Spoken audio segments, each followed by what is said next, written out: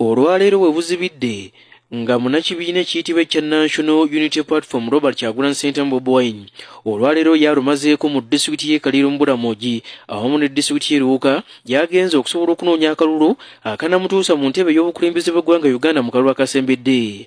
Kyagulanyi Ssentamu olukuŋŋaana gaggadde alukubye mu bitundu eby'Ebulumba Jinale ku kisaawe era nga abantu ba bulijjo okuva mu bitundu eby'enjawulo eby'Ebulamogi n'abo abamuwerekedde okuva mu bitundu eby'Iganga nga yoolekera e Kaliro abadde bakuŋŋaanye mu bungi bataddewo embeera ey'okulaga essanyu nga bagamba nti Robert Kyagulanyi Ssentamu yagenda ogenda mu maaso n'okubanga tibati abasangula amaziga ge bamaze nga bakaaba.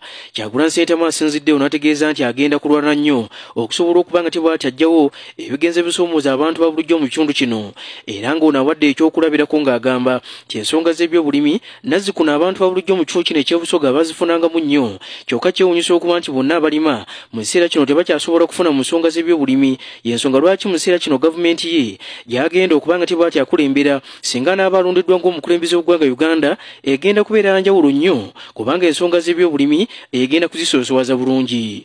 Owana Bassa abadde mu kitundu kino ekyekaliro n'alukabaako ebyenjawulo byaleese ku nsonga eno. Njagala okubasuubiza nti mugenda kufuna mu birime byammwe mu gavumenti yaffe empya buli kitundu kigenda kubeera nga kifuna value addition nga mubeera n'ejjagale twali tubaddeko ne zijjagale nga ne family ebeera ne ka productivity akatono nga temutunda butunzi bikajjo wabula nga mubifunamu ne by products nga muzifunamu ekyo kigenda kubaawo. Gavumenti yagala okugaggawaza abantu esala amagezi ne making sure abantu bafuna mu buli step y'ebirime byabwe. Njagala okukomawo wano nga kino ekyuma kikola nga mwaddamu n'okulima pamba. Abalunzi b'enkoko bali singa gavumenti eteekawo system nemanya nti gwe omuvubuka oba gwe omukazi ojja kulunda enkoko essomero liri lijja kugulako amajigo gavumenti ejja okusasula omulimi oba omulunzi agenda kufunamu abaana baffe abasoma bagenda kufunamu ebyenjigiriza biterere n'ebyobulimi biterere n'ebyenyingiza biterere Uganda efunemu awo wabi.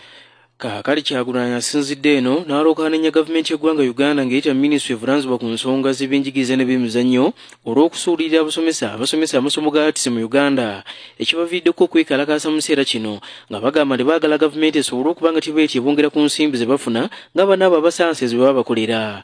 Kyagulanyi ategeezezza nti embeera eno eviirako ensonga z'ebyenjigiriza okudda emabega kyokka nga ne Ministry avunaanyizibwa ku nsonga z'ebyenjigiriza n'ebyemizannyo mukyala w'omukulembeze w'eggwanga Uganda Janet Kataha Museveni talina kyayogera ku nsonga eno. Abaana bamaze weeks 3 nga tebasoma. Lwaki? Kubanga abasomesa beekyanga. Lwaki abasomesa beekyanga? Kubanga tebabasasula musaala. Baganda bange ekyo kigenda kusolvingibwa. Abaana bamwe bano abatasoma tekigenda kuddamu kubeerawo mbu abaana bamaze wiiki 3 nga tebasoma. Oyo minisita wa education yandibadde yalekulidde dda ng'alina mukomera naye mukazi wa Museveni. Ogenda kukola ki? Nga mukazi wo ye minisita wa education naye abaana babanaku ne bamala wiiki 3 nga tebasoma kubanga bo basomera Bulaaya. Ekyo tekigenda kuddamu kubeerawo baganda bange. Abasomesa bagenda kusasulwa, abaana bagenda kusomera bwereere ate nga tekigenda kukoma ku bino bya kusomera bwereere under these circumstances. Tebigenda kubeera ng'ebya gavumenti eno. Abaana bajja kugenda kusomero nga basoma ate nga bafuna n'ekyokulya.